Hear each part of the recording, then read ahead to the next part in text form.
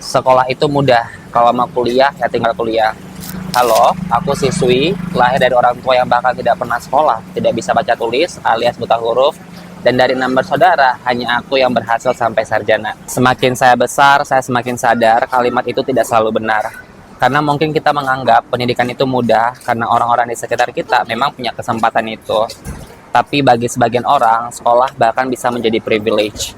Balik ke masa lalu ya, saya lahir dari keluarga yang orang tua bahkan tidak pernah sekolah. Mereka tidak bisa baca tulis. Dua kakak hanya tamat SD, dua kakak tidak tamat SD, dan satu tidak pernah sekolah. Dan dengan kondisi seperti itu, aku bahkan pernah jual koran 6 tahun lamanya di Simpang Lampu Merah Kota Batam. Dan paling gongnya, banyak teman seusia saya jual koran di Simpang Lampu Merah tersebut. Jadi kami setiap pulang sekolah, ya kami jual koran. Pulang ke rumah tidur, pagi berangkat sekolah, lalu siangnya lagi jual koran. Dan itu berlangsung cukup lama. Dan saya melihat sendiri mereka pintar, mereka berprestasi, mereka punya mimpi. Dan luar biasanya, mereka bisa lulus sampai SMP dan juga SMA. Kenapa saya bilang mereka luar biasa?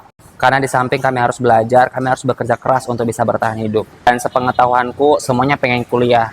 Tapi nggak bisa semua mewujudkan mimpi itu. Pernah ngumpul bareng dan suatu hari saya pernah bertanya, kalian dulu sebenarnya pengen kuliah nggak sih? Dan mereka menjawab, mau banget, tapi kehidupan terus berjalan.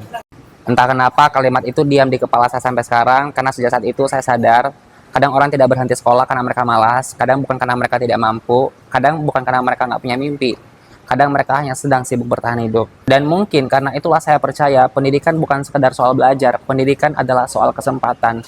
Dan mungkin karena itulah pendidikan perlu menjadi sesuatu yang benar-benar diperjuangkan di negeri ini. Karena ada orang yang sedang berjuang mendapatkan nilai tinggi, dan ada orang yang bahkan sedang berjuang agar tetap bisa sekolah.